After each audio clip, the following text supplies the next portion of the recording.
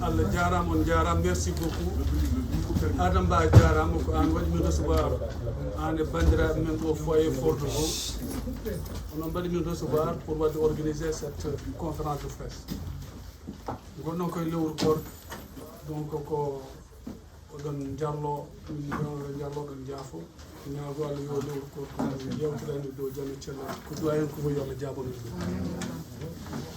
Mesdames et messieurs les journalistes, chers compatriotes, nous sommes réunis aujourd'hui pour dénoncer avec fermeté la procédure de mise en accusation engagée contre un ancien ministre et actuel maire de Ourossogui, Maître Moussa Bocar Thiam. Ce qui se déroule sous nos yeux dépasse largement le cadre d'une simple procédure parlementaire, jugée déjà caduque et dépassée. Il s'agit d'un signal politique inquiétant pour notre démocratie connue à travers le monde. Nous constatons que cette dynamique de mise en accusation vise depuis un moment plusieurs responsables qui ont servi l'État avec compétence et dévouement.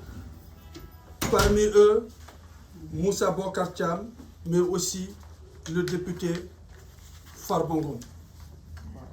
Deux personnalités politiques connues, deux responsables publics, deux maires, deux personnes originaires du Fouta, deux personnes originaires de Matam, de la région de Matam, deux personnes qui ont toujours battu le PASTEF durant les dernières élections au Sénégal. Comme celle de toutes les régions du Sénégal, Matam doit au respect et à la considération et à l'égalité devant la loi. Nous refusons que des procédures politiques soient utilisées pour jeter l'opprobre sur des responsables publics sans que toutes les garanties d'équité et de justice ne soient clairement réunies. La justice ne doit jamais devenir l'outil d'une majorité politique, quelle qu'elle soit.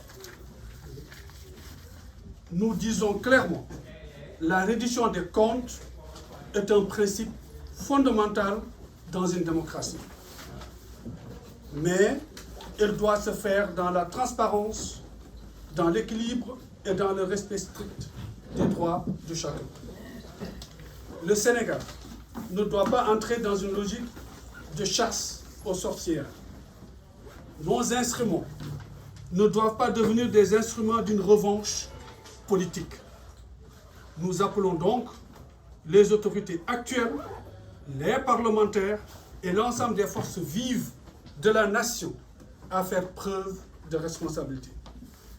Nous invitons la diaspora, et en particulier la diaspora sénégalaise ici en France, et à travers aussi la diaspora à travers le monde, de multiplier des campagnes de sensibilisation pour dénoncer cette cabale ciblée vers d'honnêtes citoyens. Nous restons vigilants. Nous continuerons de défendre les principes de justice, d'équité et de respect des droits de tous les citoyens. Allahumma salli ala sayyidina. Nous allons donner la parole à Amadi qui va transcrire ça en pulaar.